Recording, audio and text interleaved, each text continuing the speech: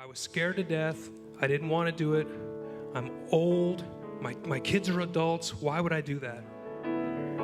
My wife and I, so Christy, we have 6 natural children, adult children. So range in age from 37 to 24.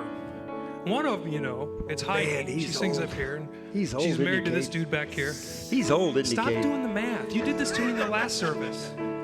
Yeah, I'm way older than I look. I don't look 35. Wait a minute, I came out wrong. I don't look 35. Anyway, fostering is not for young people either, is it? No, it's not for the young people. Okay, so adults, all of our natural children are adults. So what does that mean to somebody like me? Empty nest. Sweet. How awesome is it to have an empty nest? No more hustle and bustle. No more running around. No more going to ball games. No more of any of that. No more messes in the house. Just, we can see things. We can go do things. We can experience other new things. So that was my plan. That wasn't God's plan. It wasn't God's plan at all. And turns out, wasn't my wife's desire. I came along to that later on. So we had some really, really good friends that we met here at this church years ago, and they got into foster care, and they ended up adopting a sweet little girl, and that and a few other things got the discussion started. So over the years, that discussion kept happening. I kept ignoring it. It kept happening. I kept ignoring it. There was a lot of prayer, a lot of prayer, a lot of coaxing, a lot more prayer. So let me say something about prayer. When you pray for something, when you ask God for guidance with something, He's going to answer. Sometimes it's no.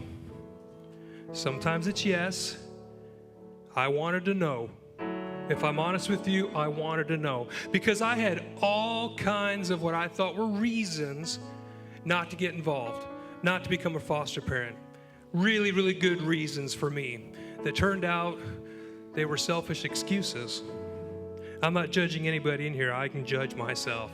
Selfish excuses. More prayer. More just praying and pleading for guidance. So God used some of those solid things, influences around us, my loving wife who has a huge, huge heart for foster care. And then He used something really silly. So the movie Instant Family with Mark Wahlberg, Marky Mark, if you're my age, you remember Marky Mark? Anyway, so he's in that movie, right? It's a silly, silly, funny movie. There's a portion of it that's about taking on a responsibility, stepping out, and increasing your family size. After that movie, silly, I'm probably the only person who has ever had their heart touched by that silly movie. But it did. And God was like, Jim, this is the nail. This is what's going to drive you over the edge. So I told Christy, I said, sign us up. For whatever that means, sign us up. Classes, certification, all that sort of stuff. All that to say that I had faith. I've had faith in God that's really, really strong. And I try to live it out in a lot of different ways. Not always successful, but I try to live it out. But I wasn't living it out in a huge way that God was aiming me towards. I was scared to death. I didn't want to do it. I'm old. My kids are adults. Why would I do that? Doesn't matter to God, right? Did not matter to God. So let's jump back 5.5 years ago. My wife and I became foster parents. Started the journey. We got licensed. It wasn't a few weeks later we got our first placement. Little Jonah, who is now bigger Jonah. Not too long after that, we got little Sai. He's not as big, but Sai. And then we got little Livy. And then after that, we got little Briggs. So, didn't want to be a foster parent. Now there's 4. Do the math. That's 10 kids. 10 kids, 4 of them wonderful fosters. Now, in foster care, the goal, the reason it exists, is so that hopefully one way or another, that original family can be made whole. That somehow, whatever caused that family to be pulled apart and those children be put in a safer situation, that maybe it would be temporary, that those things could be fixed and that family would get back together. for as heart-wrenching as that can be for a foster parent, because that is the challenging risk, but we have to throw everything we have into these children while we have them, and then rejoice if God returns them back to their family.